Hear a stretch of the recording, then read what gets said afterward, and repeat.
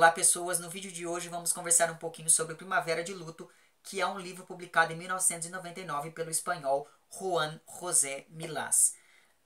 Os 23 contos aqui reunidos, eles acabam se dividindo tematicamente, ainda que essa divisão não se mostre aqui na estrutura do livro em si, em duas partes. A primeira parte é composta por 9 contos e a segunda parte é composta por 14 contos. E é importante ler esses textos na ordem em que eles se apresentam, porque existe uma coerência interna aqui dentro deste volume de textos, de modo que a segunda parte sempre vai, de certo modo, aprofundar alguns temas que haviam sido tratados na primeira por meio de uma relação de espelhamento, que às vezes acontece de maneira explícita e às vezes não. Então é preciso que você tenha aqui um certo cuidado na hora de ler esses contos da segunda parte, porque apesar deles parecerem um pouco mais simples, eles são muito mais complexos do que aqueles da primeira. Então é justamente por isso que eu acredito que seja interessante você ler esses contos aí na ordem.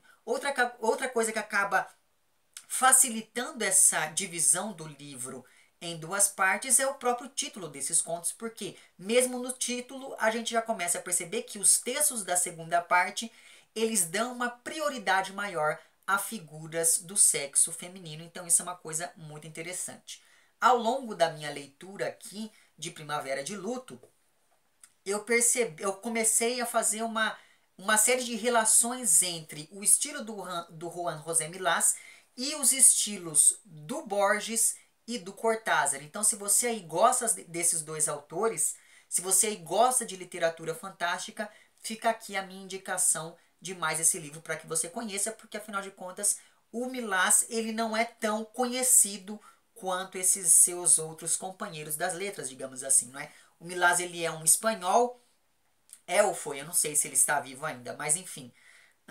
O fato é que o Milás ele não é muito conhecido do público aqui do Brasil, o que acaba dificultando um pouco, porque, por exemplo, esse meu volume de contos aqui, ele está em espanhol. Então, se você aí lê em espanhol, sugiro novamente aqui, fica a minha recomendação desse texto. Mas, enfim, eu me lembrei bastante do Borges e do Cortázar ao ler aqui esses contos, porque, como ambos, o Milás aqui, ele se refere constantemente a romances policiais e ele inclusive vai soltando aqui algumas pistas sobre esses contos, de modo que o leitor por vezes se vê como uma espécie de detetive tentando ali solucionar um mistério. Isso tudo, essa ideia toda do romance policial ou da narrativa policial de mistério, enfim, acaba dando vazão para o surgimento do fantástico, e isso acaba acontecendo tanto aqui nesses contos quanto naqueles escritos pelo Borges principalmente e pelo Cortázar.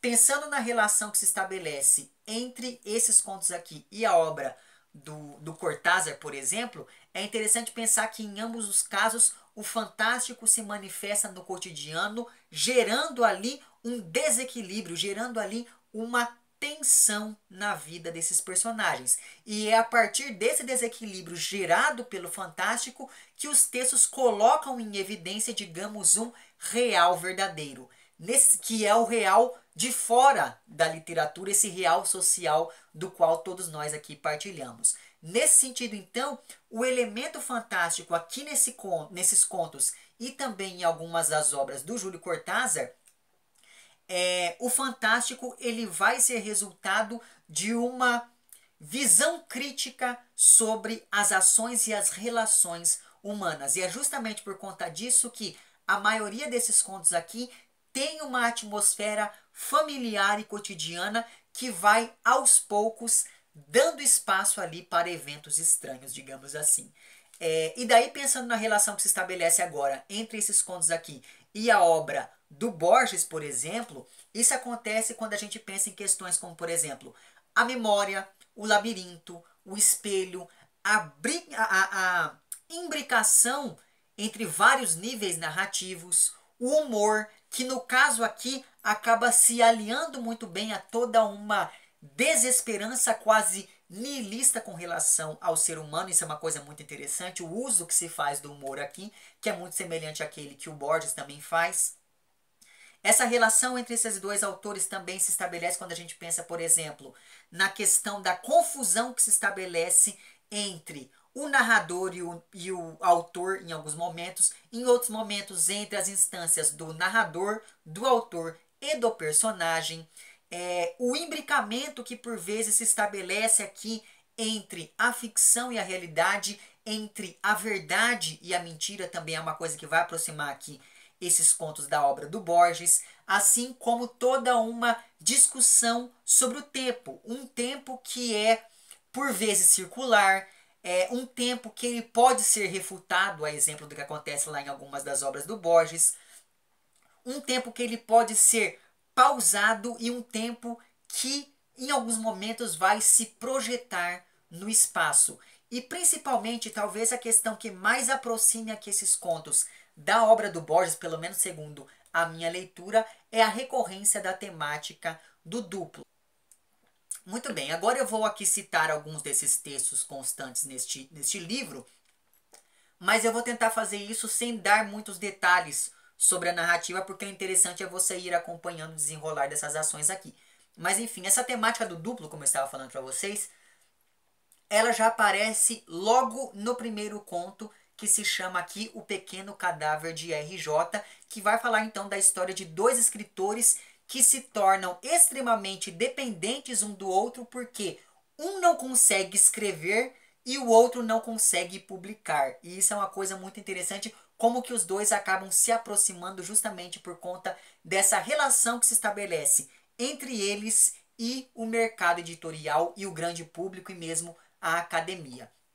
Essa questão do duplo também vai aparecer no segundo conto aqui do livro, que se chama Transtorno de Caráter, ou melhor dizendo, Transtornos de Caráter, porque trata aqui da história de dois vizinhos que se tornam amigos até que um dia um deles desaparece sem deixar qualquer vestígio, depois ali de elaborar toda uma teoria envolvendo guarda-roupas e labirintos. Então esse vizinho que sumiu, ele tinha toda uma ideia de que se você entrar no seu guarda-roupa, você pode sair no guarda-roupa de outra pessoa. E daí depois que ele elabora toda essa teoria, ele acaba desaparecendo misteriosamente. E daí você vai ter que ler o conto para saber por que se estabelece essa relação de duplos entre esses dois amigos.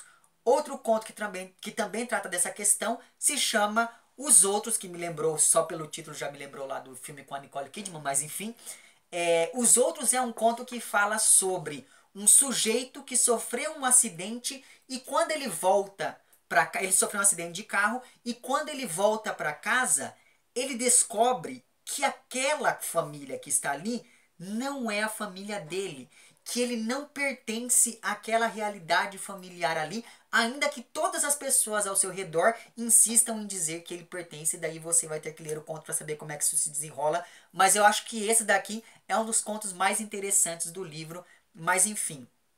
Outro conto que também, de certo modo, trata dessa questão do duplo, é um conto chamado Ela Era Outra, né? Como o próprio título já sugere, porque o conto ele fala da história de uma mulher que vai aos poucos descobrindo por meio ali de alguns eventos estranhos, digamos assim, que desestabilizam completamente a rotina da sua casa, que ela na verdade é uma outra pessoa, e daí a gente vai acompanhando como é que ela primeiro descobre que ela não é ela e segundo como que ela lida com toda essa situação.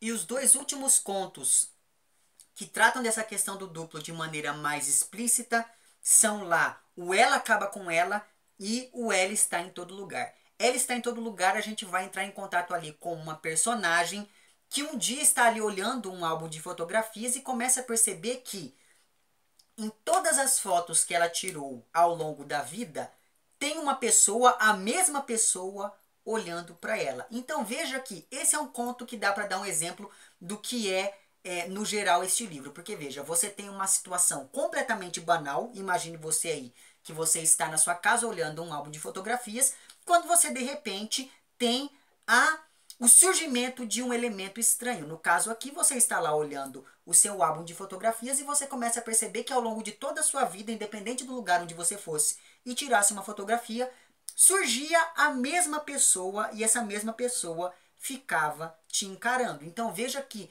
é algo que acaba desestabilizando a normalidade, e é isso que é interessante aqui nestes contos, você observar como é que se dá esse processo de desestabilização do real. Mas enfim, e o último conto sobre o qual eu vou falar aqui, que trata dessa questão do duplo, se chama lá Ela Acaba com Ela, em que a gente vai acompanhar novamente uma mulher. Esses últimos contos que eu comentei agora são da segunda parte. A gente vai acompanhar então essa mulher que já está ali chegando à terceira idade quando ela volta à casa dos pais. Ela vai morar ali na casa em que os pais viviam. Assim que ela chega na casa dela, ela começa a literalmente dar forma a todas as memórias que ela guardava ali do período em que ela ainda era jovenzinha, do período em que ela ainda era adolescente. E veja, quando eu estou dizendo que ela dá forma a essas memórias, eu não estou falando isso de maneira metafórica, isso acontece de maneira literal aqui nesse conto. Mas nem só de duplos vive aqui o senhor Juan José Milás. Na verdade, ele fala de várias outras coisas, e justamente por conta disso, outros textos que também merecem aqui algum destaque, que também são textos muito bons, são, por exemplo, o Simetria, que narra a história de um sujeito que tem o costume de ir todos os domingos em um cinema exatamente no mesmo horário, só que no dia em que esse personagem resolve ir em uma outra sessão, ele acaba sendo perseguido por um maluco que diz que, na verdade, ele é quem o estava perseguindo. Então você estabelece essa relação ali de perseguição entre esses dois sujeitos. É um conto muito interessante, sobretudo quando a gente pensa no humor que existe aqui. Outro conto que eu também gostei bastante, talvez ele tenha sido o meu preferido, se chama A Conferência. Neste texto, a gente vai ter a história de um acadêmico que um dia vai se apresentar ali em uma universidadezinha de uma cidade distante da casa dele. E no dia em que ele vai apresentar essa conferência nessa universidade, ele acaba se envolvendo sexualmente com uma moça. Só que o problema é que essa moça morre. E uma coisa muito importante sobre esse conto aqui é que nesse dia esse personagem principal havia se esquecido de escovar os dentes. Isso vai ser uma coisa muito importante e eu não vou falar mais nada sobre este conto. Apenas tenha isso em mente. Um sujeito que vai para uma cidadezinha, chega lá, se envolve com uma moça e essa moça acaba morrendo e que ele não escovou os dentes naquele dia. Mas enfim, outro texto do qual gostei bastante também se chama Uma Carência Íntima. E nele a gente vai acompanhar ali a história desse sujeito que costuma roubar algumas pequenas coisas em alguns shoppings da vida ali. Só que um dia ele acaba ali, para poder escapar de um segurança, esse ladrãozinho acaba se enfiando dentro de um guarda-roupa. E quando ele entra dentro desse guarda-roupa, ele acaba sendo transportado junto com o móvel para a casa de uma mulher. E aí, a partir do momento em que ele chega na casa dela, ele passa ali a viver de maneira cada vez mais cômoda dentro desse guarda-roupa, sem que ninguém perceba. Isso vai ser uma coisa muito interessante, porque daí ele vai começar ali, enfim, a entrar em contato com o cotidiano dessa moça. Outro texto do qual gostei bastante se chama Ela Estava Louca, que é o texto que abre ali a segunda parte do livro, que vai falar então da história dessa mulher que leva uma vida tão normal, mas tão normal, que ela começa a perceber que ela deve ser louca, porque não é possível ser tão normal assim. Quando eu fui lendo este conto aqui, eu me lembrei de três coisas. Primeiro, eu me lembrei lá do Alienista do Machado de Assis. Segundo, eu me lembrei bastante de uma música do Rogério Skylab chamada Eu Tô Sempre Dopado, que fala justamente dessa normalidade alienante, digamos assim. E a terceira coisa da qual eu me lembrei foi daquele seriado da Globo chamado Os Normais, em que você tinha aquele casal que tentava ser tão normal, mas tão normal que eles acabavam agindo de maneira completamente deslocada. E é basicamente isso que vai estar aqui na base do argumento deste conto aqui. Então vale bastante a pena você ler. Ele é um dos contos mais engraçados aqui de todo o livro, mas enfim. Aí dessa segunda parte, outros textos que também são muito bons são, por exemplo, Ela Havia Roubado Suas Palavras, que conta a história de um escritor e de uma pintora que se casam e vão aos poucos ali assumindo as profissões um do outro, principalmente por conta do modo como o gato desse casal se comporta com relação a eles. Outro texto que também eu achei muito interessante se chama ela lhe contou um filme que vai falar então de outro casal, mas dessa vez um casal ali de jovens namorados. Essas duas pessoas estão ali na casa da moça, enquanto os pais dela estão fora. E daí você tem a moça querendo, enfim, ficar mais íntima do rapaz, se é que você me entende, e você tem esse rapaz com medo que os pais da moça cheguem. E daí, a partir deste momento, a moça acaba, enfim, tendo que tomar uma medida desesperada ali para conseguir aquilo que ela quer. E também é um conto muito interessante, principalmente quando você começa a perceber o que é que a moça está fazendo com esse rapaz. Mas enfim, outro texto que eu também achei muito bom aqui dessa segunda parte se chama Ela Agonizava na Cozinha, que vai falar então da história de uma família que está ali tendo férias no litoral, né, da Espanha. Só que essas férias estão sendo tão perfeitas que o pai começa a super proteger os filhos e a super proteger a esposa, porque ele tem medo que alguma coisa dê errado. E daí você vai ter que ler o livro para poder saber por que exatamente tem alguém ali agonizando na cozinha e quem é a pessoa que está agonizando na cozinha. Mas enfim, outro texto que também eu achei bem interessante aqui dessa segunda parte se chama Ela Havia Perdido Cintura.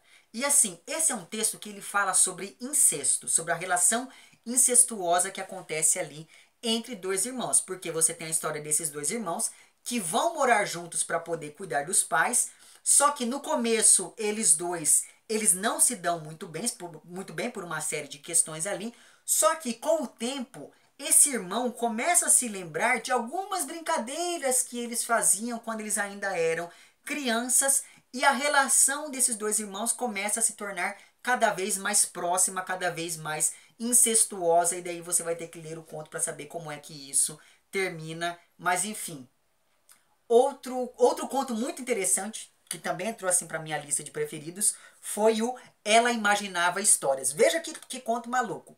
Esse conto narra a história de uma moça que ela procura um médico porque ela não consegue parar de inventar histórias. Ela é uma grande mentirosa. A questão é que ela procura um ginecologista. E daí esse ginecologista fala, olha, eu sou médico, mas quem tem que tratar de você é um psiquiatra. Então ele vai e indica para ela um amigo dele que é psiquiatra. Só que quando ela chega no consultório do psiquiatra, ela inventa uma história que acaba obrigando esse psiquiatra a encaminhar ela de volta ali para o ginecologista. E daí a partir disso é que se desenvolve toda essa história dessa moça ali, enfim, inventando narrativas que acabam confundindo o que é o real e o que é o ficcional. E o último conto sobre o qual vou conversar um pouquinho aqui com vocês se chama Ela Não Percebeu. E daí, antes de eu falar do conto, sabe aquela história de que você aí, moça que é casada, você vai entender o que eu estou falando agora. Você vai, se produz, pinta o cabelo, compra um vestido novo, se maquia, tira a sobrancelha, chega pro seu marido e ele não percebe. Pois é, esse conto aqui, ele vai falar basicamente disso, só que ao contrário, porque esse conto aqui fala da história de um marido que começa a fazer uma série de alterações físicas para poder impressionar ali a esposa e sair da monotonia do casamento. Só que, como essa esposa não percebe nada do que ele fez, inclusive, por exemplo, usar óculos, sendo que isso é uma coisa que ele nunca havia feito antes, mas enfim, como essa esposa não percebe nada daquilo que ele fez, esse sujeito chega à conclusão de que, na verdade, a esposa ficou cega e não contou nada para ele para não acabar com o casamento. E o pior é que essa teoria dele começa a fazer cada vez mais sentido, até o ponto em que a gente começa a perceber que a esposa também teve algumas alterações ali. Então, se ela é cega por não ter percebido, ele também é cego porque ele também não percebeu o que está diferente na esposa. Eu não vou poder falar aqui o que é, mas enfim, ele não percebeu o que é que está diferente ali na esposa. E justamente por conta disso a gente chega à conclusão de que, bom, ou os dois estão precisando de um divórcio urgentemente, ou porque é uma mudança gritante, ou os dois estão cegos. E daí você vai ter que ler o conto para saber como é que isso se desenrola. Mas veja que o uso da ironia, principalmente nesse conto aqui, é uma coisa muito interessante de se observar. Então, eu não sei se você percebe isso, Mas na maioria desses contos, evidentemente vocês não perceberam porque eu não falei o principal aqui sobre essas histórias, mas na maioria desses contos, uma única frase, às vezes uma única palavra, muda completamente aquilo que foi dito antes. Então eu sugiro que você preste bastante atenção caso você for ler aqui esses contos, porque são textos que exigem uma certa atenção do leitor, ainda que eles não deixem de ser leves, principalmente quando a gente pensa no uso que o autor faz aqui do recurso do humor. E sobre essa questão do humor, é interessante porque, mesmo ao tratar de assuntos como a morte que aparece aqui no conto que dá título ao volume, o autor faz isso de um modo extremamente descontraído. Inclusive, a relação aqui que se estabelece entre os vivos e os mortos, ela vai ser outra constante que vai aparecer aqui em vários momentos deste livro, sem que o autor com isso recorra ao elemento do sobrenatural. Então é muito comum a gente ver aqui uma pessoa conversando com outra que já morreu, só que você percebe que isso não é uma coisa sobrenatural, isso não é um fantasma, não é uma aparição. É simplesmente uma pessoa viva e uma pessoa morta conversando. Em todo caso, ao longo aqui de todo este livro, ao longo de toda a Primavera de Luto, enquanto nós vamos acompanhando ali todas essas várias obsessões desses personagens, fica extremamente claro que a realidade, para o Juan José Milás aqui, ela pode ser manipulada. E justamente por conta disso, ela não é confiável quando aparece em um primeiro momento. E é justamente por conta disso que a gente sempre tem que olhar para as coisas sobre várias perspectivas, e é daí que vem toda a questão política envolvida aqui na construção do fantástico para este autor. Isso não significa que ele seja panfletário, longe disso, mas essa ideia de uma realidade não confiável, de discursos não confiáveis, é muito interessante porque essa não confiabilidade do real acaba dando vazão para a existência ali do fantástico e por aí vai. Enfim, em um desses contos aqui, se não me engano, no conto que dá título ao livro, a personagem ela acaba dizendo que coisas estranhas acontecem todos os dias, só que os nossos olhos não conseguem enxergá-las. E me parece que esse seja um bom modo de encarar aqui toda a totalidade aqui, né? Toda a totalidade, enfim, dessa reunião de contos aqui, porque realmente essa ideia de que o fantástico e o real caminham juntos ali e em harmonia por vezes é algo muito interessante de se observar aqui nesses textos. E eu não vou falar mais nada porque este vídeo ficou muito grande, não é mesmo? Enfim, fica aqui a minha dica de mais este livro incrível. Se você aí lê em espanhol, se você aí gosta de literatura fantástica, se você aí gosta de Borges, de Cortázar, de Gabriel Garcia Marques, sei lá, do Vargas Llosa, eu sugiro fortemente que você entre em contato aqui com a obra do Juan José Milás, certo? É isso então, se você gostou do vídeo, não esqueça de curtir e de compartilhar. Caso não tenha gostado, não esqueça de dizer lá embaixo por que não gostou. Se você está inscrito no meu canal, muito obrigado pela sua inscrição. E caso não esteja inscrito, se inscreva também lá embaixo. Um amplex para vocês todos, até o próximo vídeo e tchau!